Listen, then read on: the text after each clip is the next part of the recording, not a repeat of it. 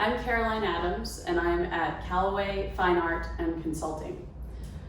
They have several of my paintings up, and I'd like to talk to you about my process and my feelings behind what drives my paintings. Mostly I paint in oil and sometimes in egg tempera as well.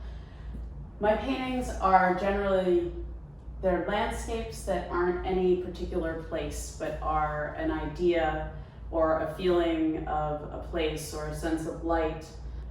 I've been inspired by landscape for pretty much my whole art career because I find endless inspiration in the lines, the light, but also I do a lot of seascapes that are mostly just a vehicle for painting clouds. I love thinking about the way the light hits different parts of them and how much color you see and feel in clouds. I start all my paintings in a very traditional style with a yellow ochre imprimatura and a burnt sienna or a brown underpainting. And my goal is always to try to have some of those layers come through and still be felt, because I want the paintings to feel like they're paintings. I'm not trying to imitate a landscape or something exactly. I still want it to be a painting. So you'll see a lot of my paintings might have a sort of empty space in that, to me, it's leaving one of the bottom layers to come through. And I actually have a fairly limited palette, but when you layer the paint thinly, you can get lots of different colors from very few tubes of paint.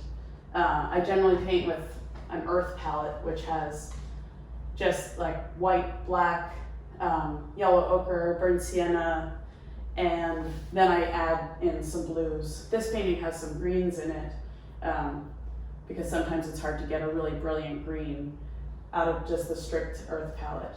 It's not a specific place, even though it's inspired by lots of places. I also really like the idea that lots of different viewers feel something familiar in the paintings. So I feel like that's my connection to my viewer, that even if I have never been to a specific, landscape that my viewer feels my painting looks like, I have created some idea that's similar in a feeling of light and color and distance that it speaks to them. I feel connected when I'm looking at a huge expansive landscape. I sort of feel like part of something, and I think that's what I'm hoping to translate with my paintings. I love working large, really large, and when I do, I'm using really big brushes and trying to keep the sense of the brush strokes as part of it. Some of my favorite artists are ones who seem like they're super realistic, but when you look close, they've thrown paint all over the place and you can really feel their brush strokes.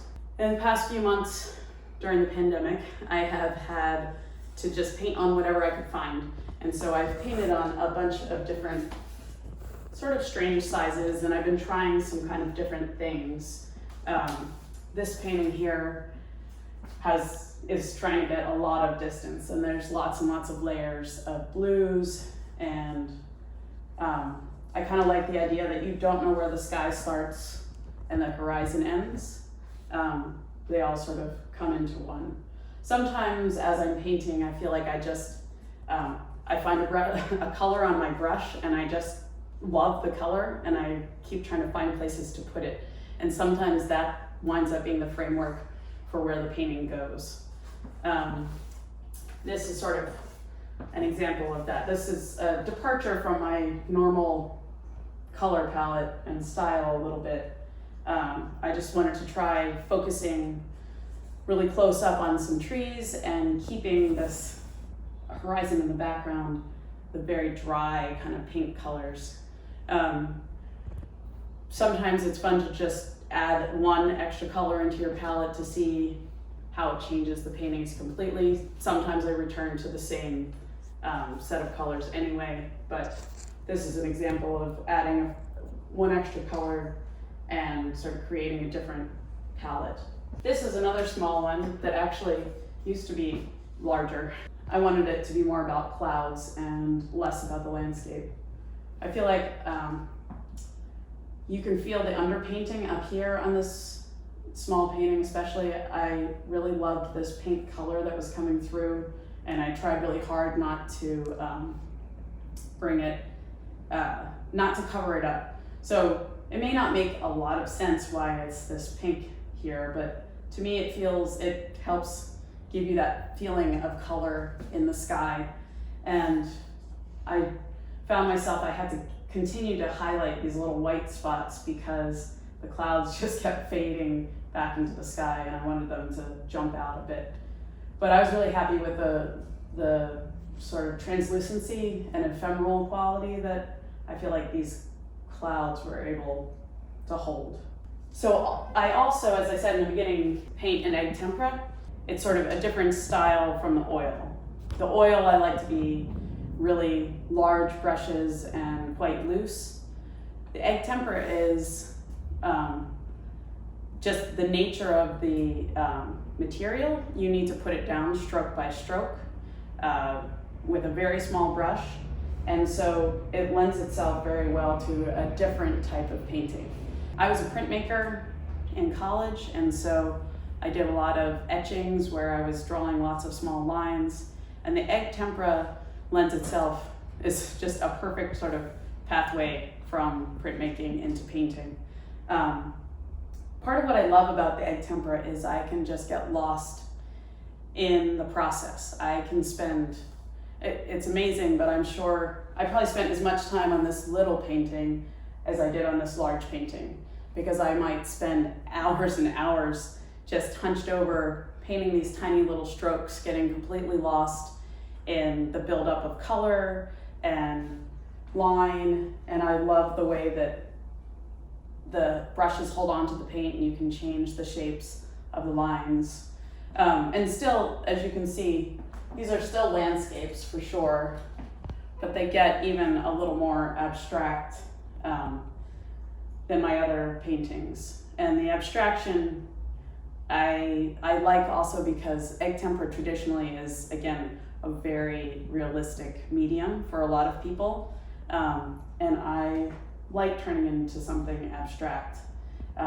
There are places where you can let the paint pool up and it almost looks like watercolor in some spots because you get translucency. I'm actually mixing dry pigment with egg yolk. So I'm mixing all the paint myself, and I have a lot of control over the thickness of the paint or thinness and how I let it fall on the panel. So all of my paintings are available here at the gallery at Calloway Fine Art and Consulting. They also have everything available online, and if you follow them on Instagram, they often link to my paintings that have been tagged by other people. I love seeing my artwork in other people's homes, and a lot of people have sent me images of my work. So you can see lots of that online as well, and you can follow me on Instagram as well. Please come by and you can make an appointment or buy things online. Thank you.